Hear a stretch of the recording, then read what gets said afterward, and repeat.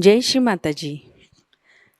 विश्व के सभी साधकों का आज सुबह के ध्यान सत्र में हार्दिक स्वागत है। कुंडलिनी चढ़ाकर बंधन लेते हैं।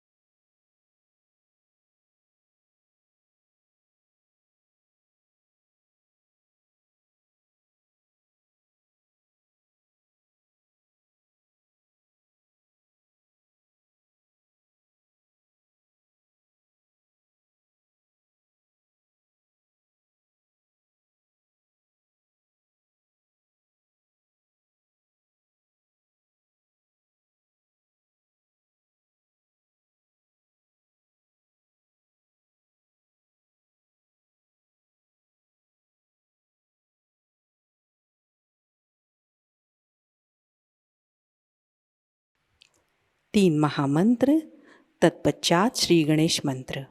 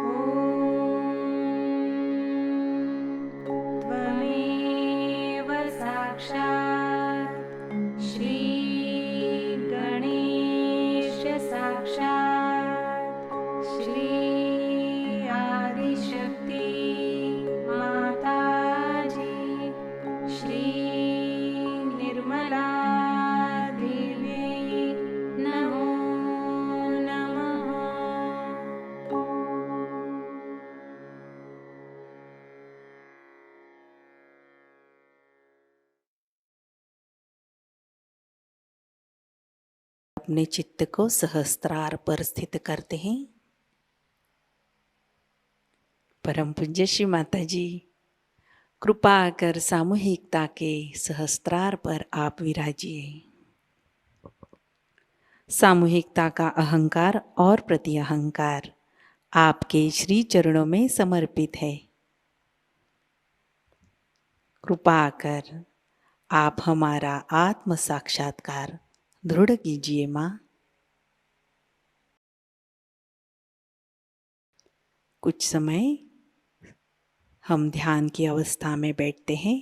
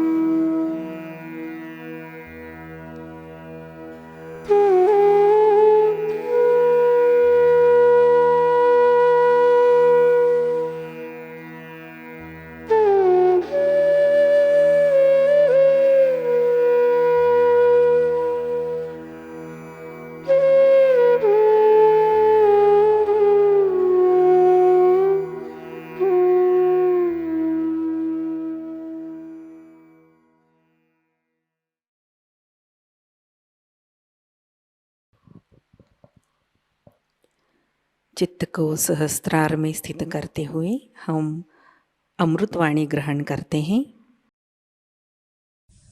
When this happened,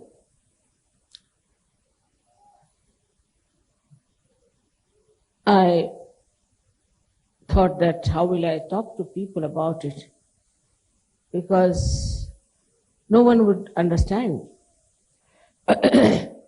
And it would be a big mistake on my part to say something about Sahasrara, because even about Sahasrara, nowhere in the scriptures some things were described. It was absolutely a ambiguous description, I would say, where people could not have even thought that there is a realm beyond Sahasrara. And one has to enter into that realm where is the reality. That time what I saw around me, I felt is all darkness. And unless and until there are many lights, people will never realize that how important it is to have lights. It is a human error also all the time that if somebody achieves something, then they put that person onto a shelf. For example, Christ, all right, he was Christ, we are not Christ. Muhammad Sahib, he was Muhammad Sahib, we are not Muhammad. Rama was Rama, Krishna was Krishna. We are not that. How can you expect human beings to behave like them? So, absolutely they are separated. The divine personalities away, very much away from human personality. It was just a adoration, I can say, faith. But when they said we tried to follow them, they could not. They could not follow them.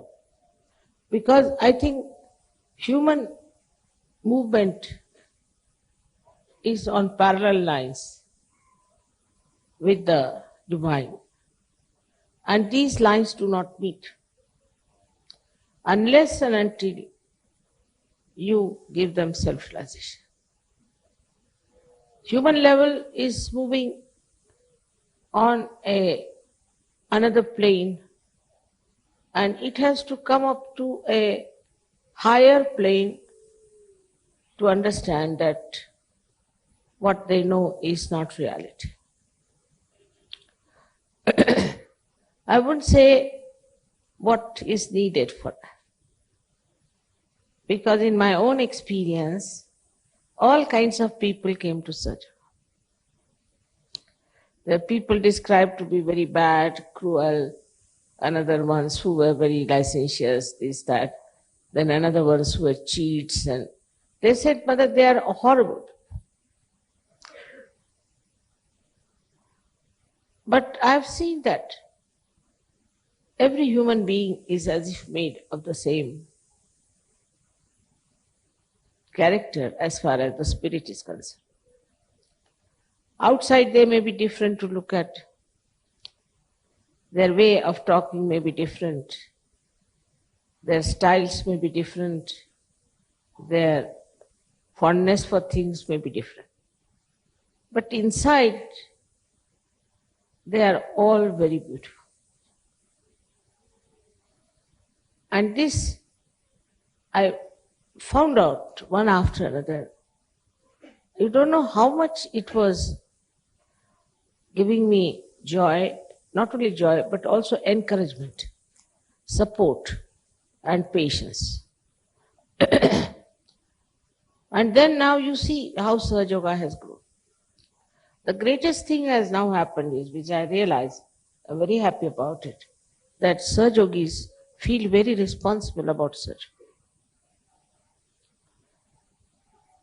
And they feel that they have to spread this enlightenment everywhere.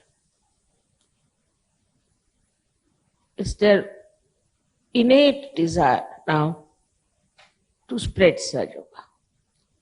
Firstly, it was that they should become spirits.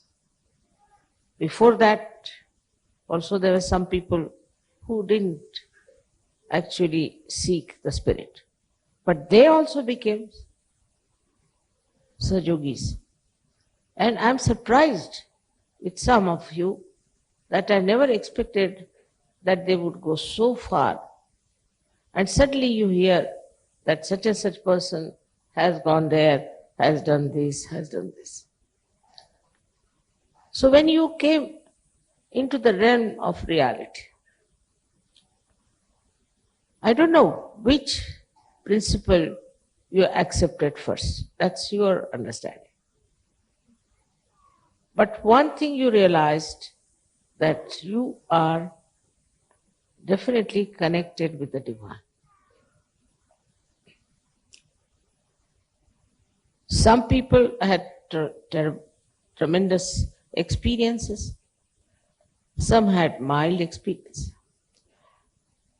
But most of them I saw started believing in themselves, understanding themselves, and having confidence about themselves. Because there are so many myths about God, religion, gurus, that when they saw the light of the Spirit, which gave them sense of reality, as if they steadied their mind, they steadied themselves. All this happened, I must say, in a very short time. I didn't say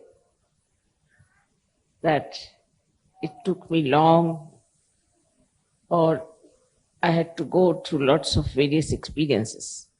Because to me, all these experiences are nothing. If a ship is seaworthy, it can face all kinds of high tides and all kinds of shocks and everything without any difficulty, because it is seaworthy. So I didn't feel that way, but only I felt that from human level to this spiritual level, to this divine level, when you are coming, then some of that still lingers on. Some of that is still there. It has to be cleansed. It has to be brightened, we should say, or absolutely enlightened. But what was the great thing about Sahajayoga? That you yourself did all that. It's nice to say, Mother, you did this, you did that. Maybe enlightenment part of it. But say now there are lights here, and these lights, unless and until they are attended to, looked after, and given oil of love, how can they go on burning? This is something, what I must say, that you people somehow or other realized how important it was to become good Sahajogis. Maybe introspection, I don't say. Maybe somebody else talked about it. Maybe it's your own understanding. Whatever it was, all of you tried to be good Sahajogis. Of course, there are people who are sometimes very angry with me, like, why don't you cure my sister, or why don't you cure my father? If you are God, this, that, is that. But it makes no difference to me, because they are so frustrated, so upset, so they are talking like that. If you see one or two persons here and there, you see here thousands, such beautiful people. It's complete emancipation of this earth, of this globe, I'm sure will take place if you people all take up the responsibility. The responsibility has certain problems which we should know.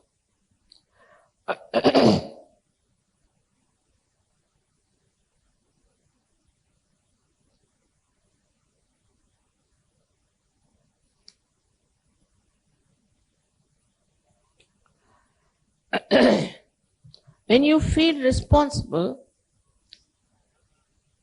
you must know that you are not in charge. One thing. Secondly, you also must know that there are so many other forces so many angels and ganas are with you. You are not alone.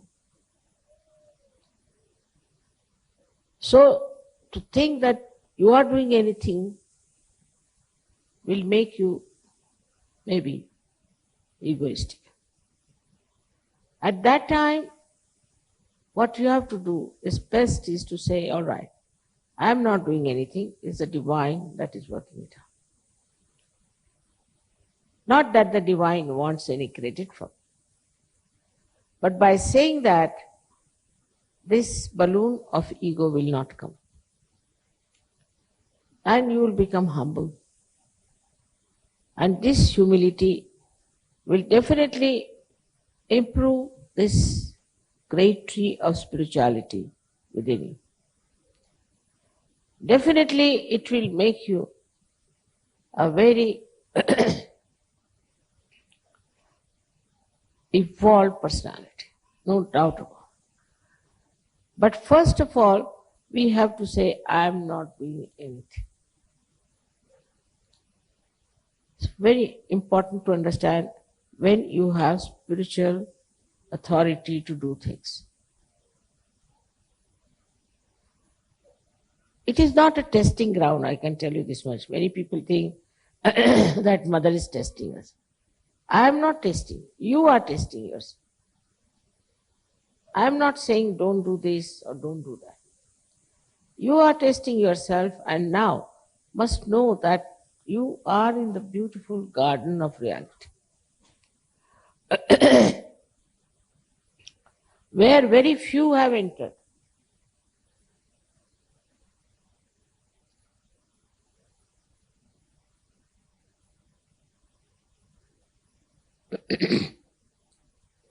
And there in that garden, when you enter,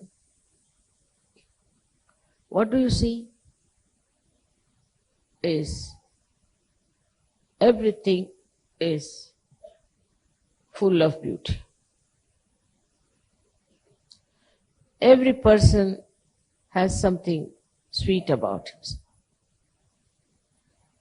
Because all other Sahajogis are also having the same kind of experiences of this reality, which cannot be described in words. But you start feeling it, that oneness, that nearness, that friendship, without any expectation. You start feeling, oh, it's a Sahajayogi. A kind of a complete integrated organism as you become an organization, I should say, which is a living organization. In that you do not feel you are something separate. Any Sahajayogi, whether he is highly placed or he is not doing much in life,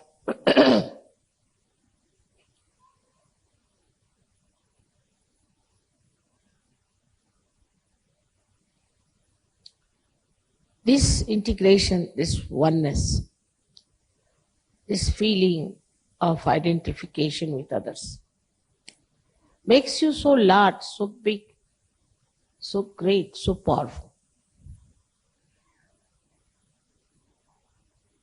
You are not alone and you say, I am not doing anything. So you become so humble that you forget all these false ideas about class consciousness or religion consciousness or I don't know, all sorts of consciousness people. I don't know much about these consciousnesses that human beings suffer from, but I've seen how it happens. And when that humility becomes your character, not that you are humble because there's something to be done. You are humble. When people are doing some sort of, say, business, they'll be extremely humble and nice, but they'll be very unkind otherwise. Here then you become absolutely humble. And there's no duality in your personality left. But that doesn't mean you become weak. Humility is only possible for people who are strong, because they don't need any reactions. They don't need any protection. Their humility keeps them protected also very much. So you just start thinking or feeling, thinking is a funny word, feeling that you are a small dust particle. At the same time you feel you are the whole sky. It depends on where you are, what you are doing, what you are seeing, what you are witnessing. Sometimes you feel that all these big journeys are useless. You feel nothing to worry about them, very small. And with some people you feel you are very small. Such a flexible temperament you develop. And that makes you subtler and subtler. Because you can penetrate into anything, any subject, any personality, any understanding, any book, anything, any enterprise, in a very subtle manner, and you immediately see what is to be done.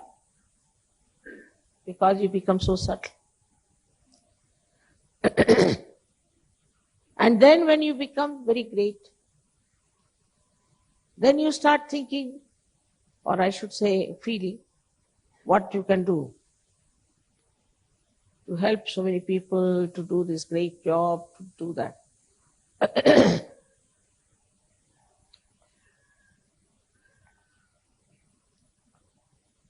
This when happens to you, they don't think that you are egoistical.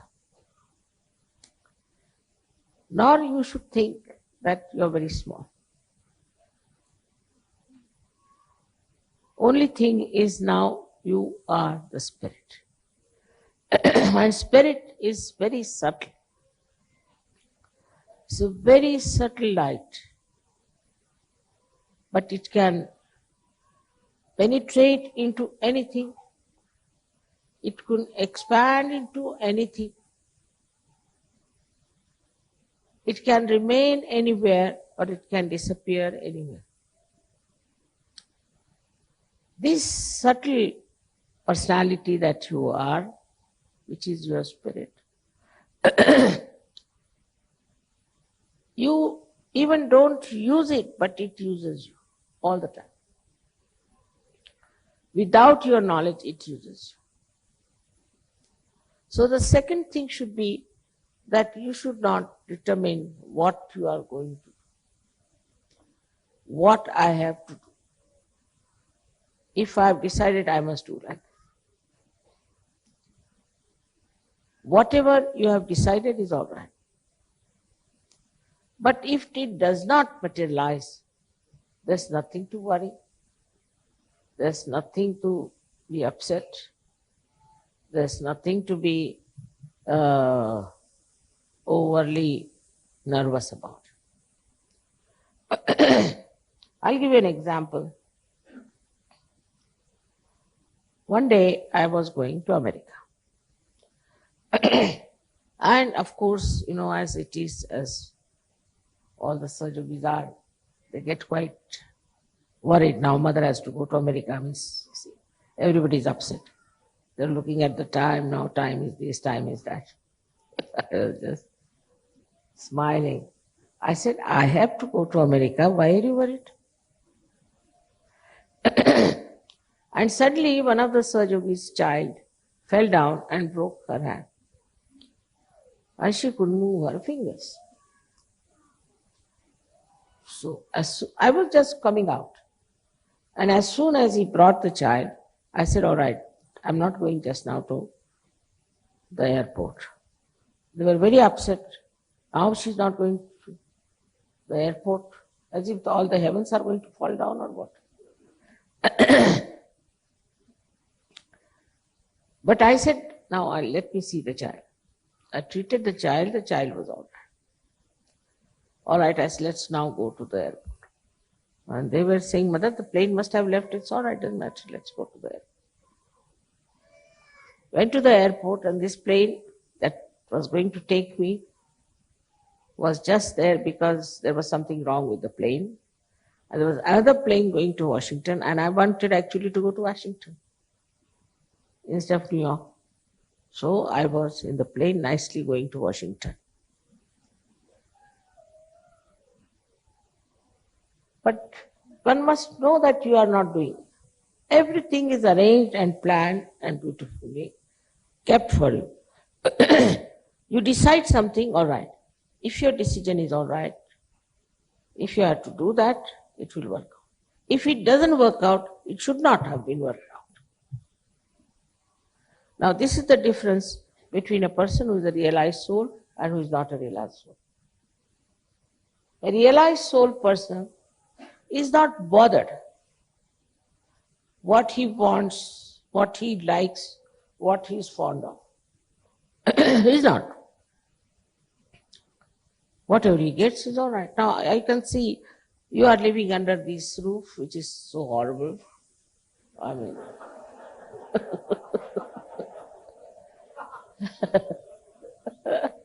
there's no proper arrangements here, nothing. I don't know how you are living here. I mean, I just don't know what to do. And we are trying to get a land, and this landowner is such a greedy fellow, but I don't mind the greed part, but still he's not yet giving us the land. It's all right, now what to do? But you all enjoy it. You don't mind. Otherwise, normally people would say, you know, I want this kind of a room and I want this kind of a house and this and that. That you can live under any circumstances because you don't worry about your physical comfort anymore. What you think of your own spiritual comfort.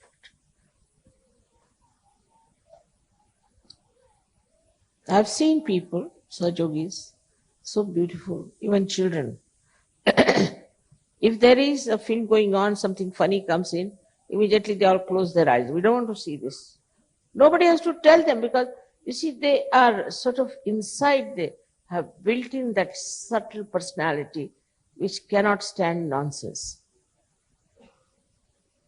They may not say something, they may not be harsh, but just they shun and go away from such place, automatically. So to describe the new personality is this way. That in the nature we see very clearly. In the nature, what we see is a tree grows. Now it has to expand, but it cannot, so it does not. If it can, it will. And also it tries to bring all the leaves exposed to the sunlight somehow. So I don't think the trees have that much intelligence to organize it. But there is something that organizes them so beautifully. Now, it's not only one tree, thousands and thousands and thousands and thousands. The one who does all that is the one with whom you are in contact. The trees are not. They are just playing into the hands of nature. But they cannot manipulate, maneuver, understand this divine power. They cannot. Animals cannot. Even human beings cannot. But you can, because you have crossed the limit of this human bondage. And now you are just like great citizens of the great realm of divinity. So this divine force helps you, works out everything. And also it takes you, it guides you, it manages you. So what you have to do is to keep yourself open for the guidance. At the same time, you must act, because the guidance will also come from within, by which you will know this is what I have to do. Now supposing even then you feel that this was not achieved by you, and you feel that still I don't know why I couldn't get what I wanted. Try to understand that is what is the best for us. But it never means that you should give up. You should not desire. I have seen Sahajayogi's desires are much more powerful than mine. The reason is I am desireless. I have no desires as such. Try to fathom out if I have any desires. I see I have no desires of any kind. Or I do not earnestly want anything. That you can say it's a very frivolous temperament. But it all, very different with you people. You people are very differently made because you have achieved something.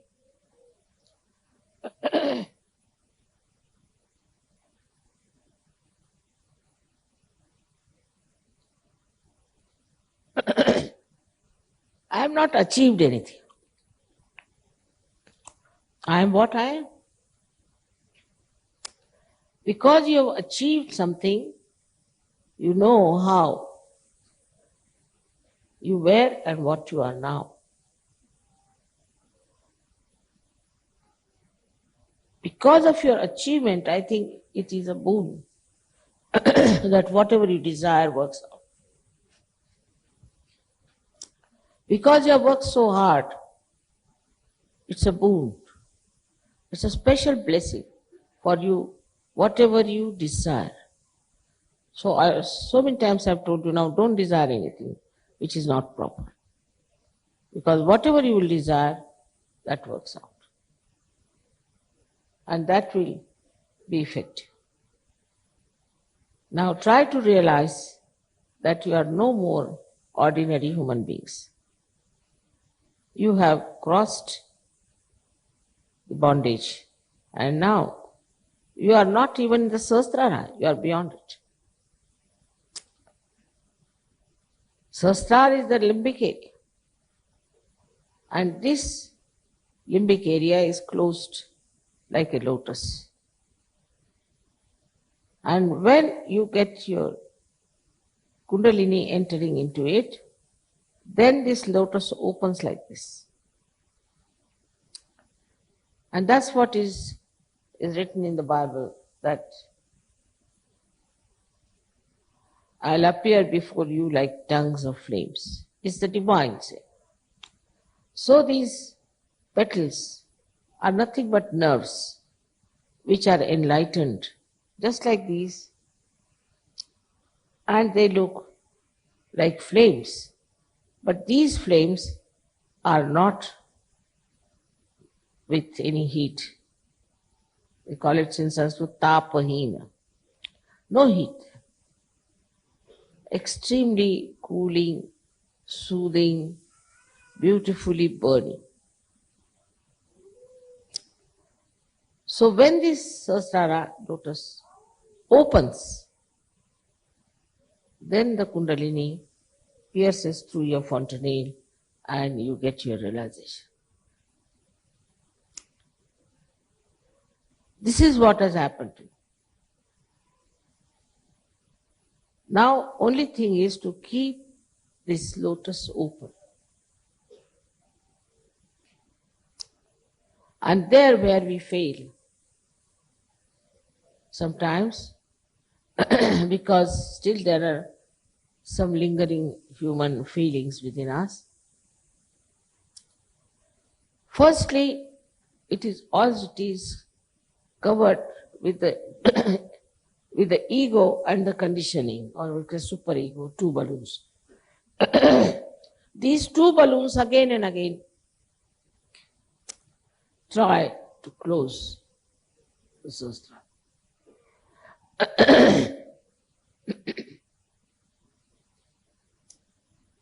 So you have to be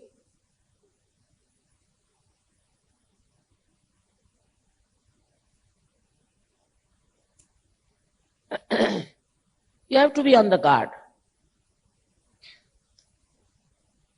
that what is closing my Sahasrara.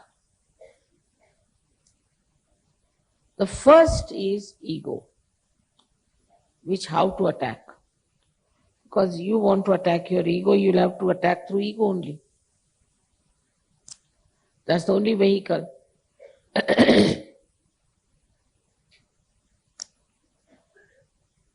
So we have this state of nirvichara, of thoughtless awareness, where we have to go.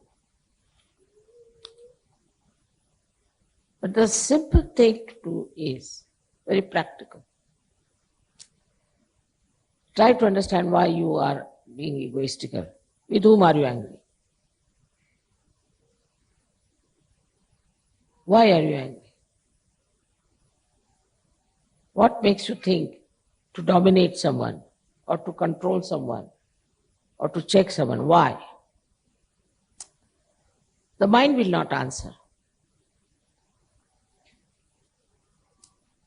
The simple thing, if you can do, that whatever things that upsets you or makes you feel very great,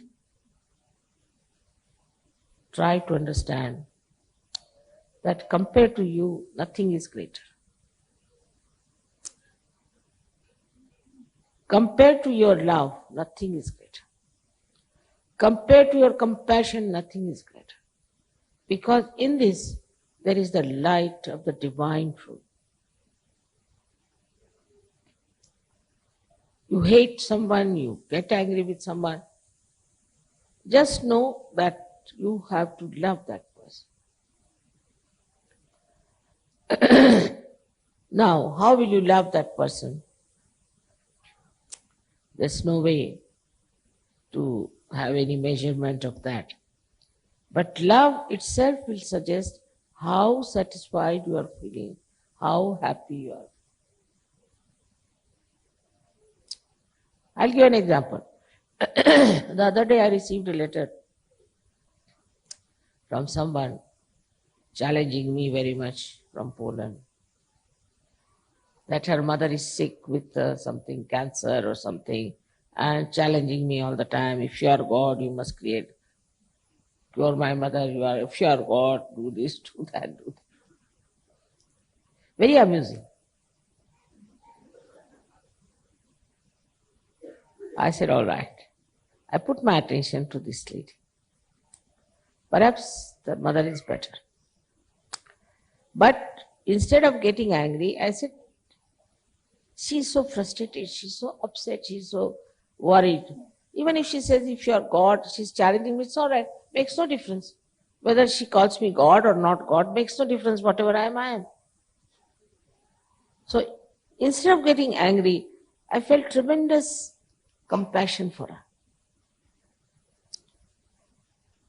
She's a human being, and her mother is so sick, and if that's the only source of her life, then I can understand why she is so upset.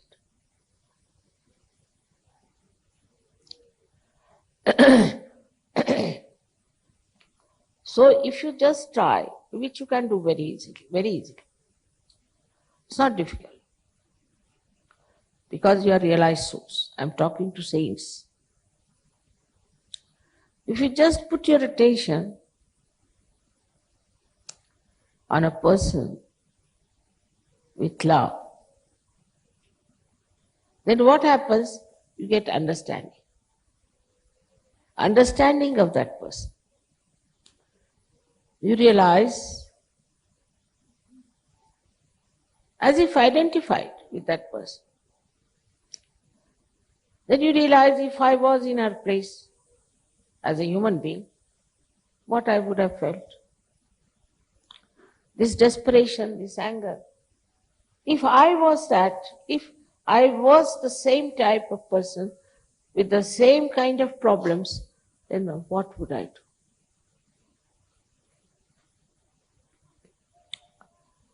That solves the problem. So the identification part, you have such powers, I told you can penetrate. The identification with another is very important.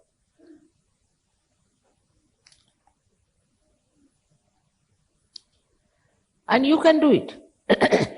Because you are realized souls, you can do it. Just place yourself in the same position as the other person is. And then you'll realize that you have powers of love. And identification is the only way I think one can understand love. This ego will immediately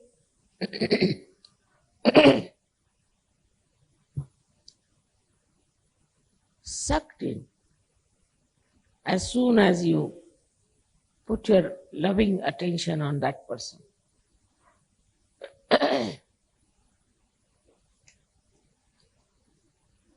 In your lifetime, you'll get so many experiences like that. You'll be amazed at yourself, how can I do all these things? Because you are a realized.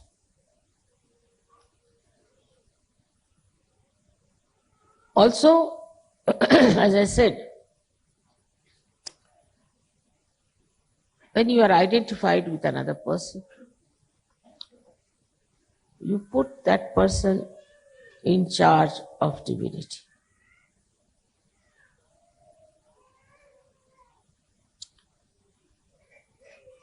Just a feeling of oneness. Sometimes also we have very wrong idea about ourselves and about others. In small things also, we have our own ideas about something. Say some sort of a living standards some people have, we like it. I don't like it. I like it and I don't like it. Not a saint. Saint never says that. That time when you say that, you are falsely identifying yourself with another person. For example, the one, now supposing somebody has done such a beautiful flower arrangement.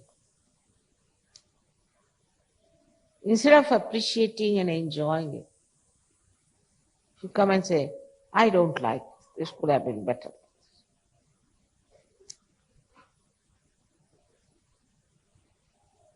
Just to, I don't know why people say that. But if you identify yourself with the man who has done it or the gentleman who has done it, you will enjoy it the way that person enjoyed it doing it. Because you are just thinking about yourself, self-opinionatedness, with which you think that this is not done so good, that could have been better, this could have been better.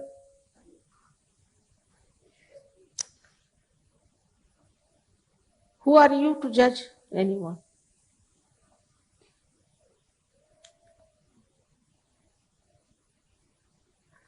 This criticizing nature comes from a terrible misunderstanding about oneself. What are we? Why should we judge anybody else? Are we paid for it? So why waste energy on judging others?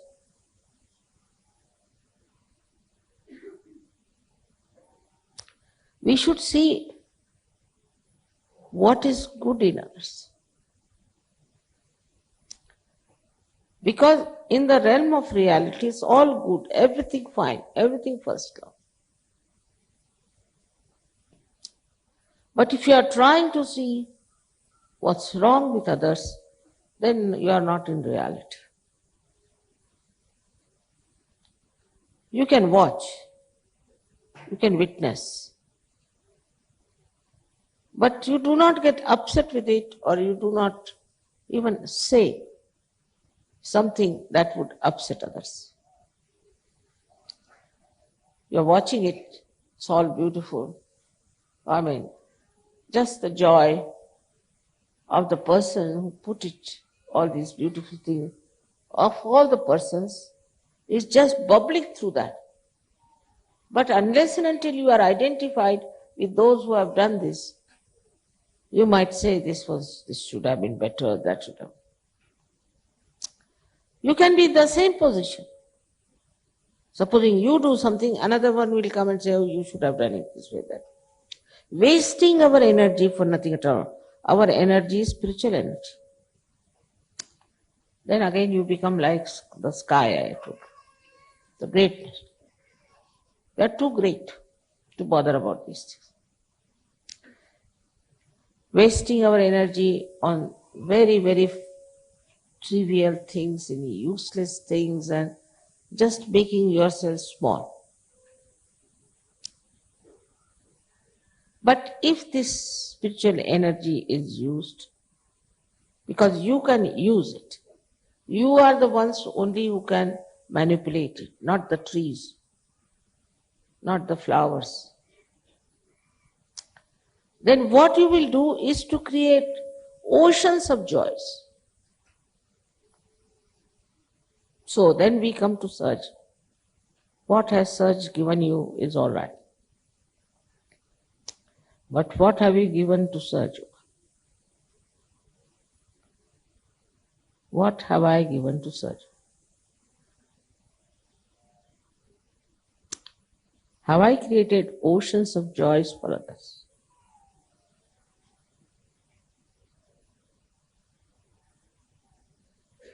What kindness I've shown, what compassion I've shown, what love I've expressed.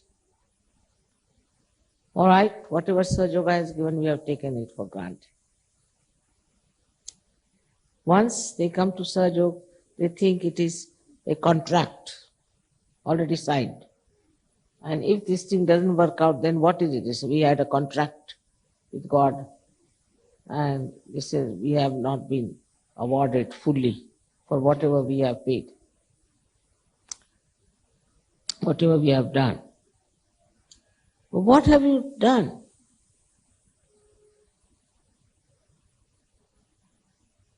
In this realm of reality? Have you enjoyed the reality? Have you felt the joy of this real love of divine? ध्यान की अवस्था बनाए रखते हैं।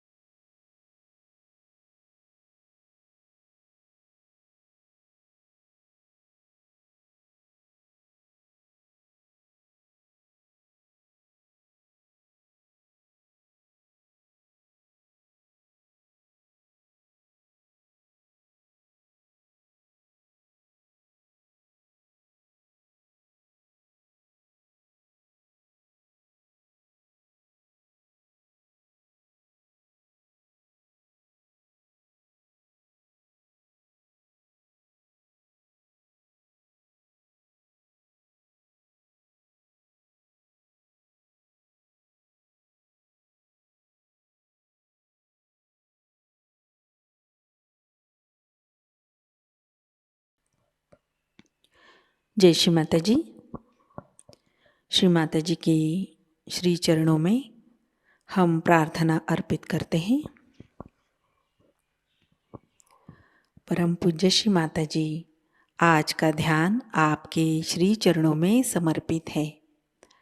आज की अमृत वाणी में आपने जो ज्ञान हमें प्रदान किया, सामूहिकता आपकी ऋणी है। परम पूज्य श्री माता जी, कृपा कर हमें ध्यान की गहनता, गहराई प्रदान कीजिए, जिससे हम सहज धर्म की गरिमा में रहे, ऊंचाई में रहे। श्री माता जी, हमें गतिशील, कृतिशील, सतर्क और स्वयं अनुशासित सहयोगी बनाइए, जिससे हम सहयोग फैलाने के प्रति हमारा उत्तरदायित्व निभा सके। कृपा कर हमें आध्यात्मिक प्रगति की ओर अग्रसर कीजिए। श्री माता जी, हमें भौतिकता के भ्रम से, कुसंस्कारों से दूर रखिए। हमारे अंदर निर्लिप्त साक्षी भाव प्रस्थापित कीजिए। श्री माता जी, इस ध्यान सत्र में अगर हमसे कोई गलती हुई हो, कृपा कर हमें क्षमा कर दीजिए। हमारी प्रार्थनाओं का स्वीकार कीजिए और हमें आशीर्वादित कीजिए। आपके श्री चरणों पर कोटि कोटि प्रणाम, अनंत कोटि प्रणाम। जय श्री माता जी। कुंडलिनी चढ़ाकर बंधन लेते हैं।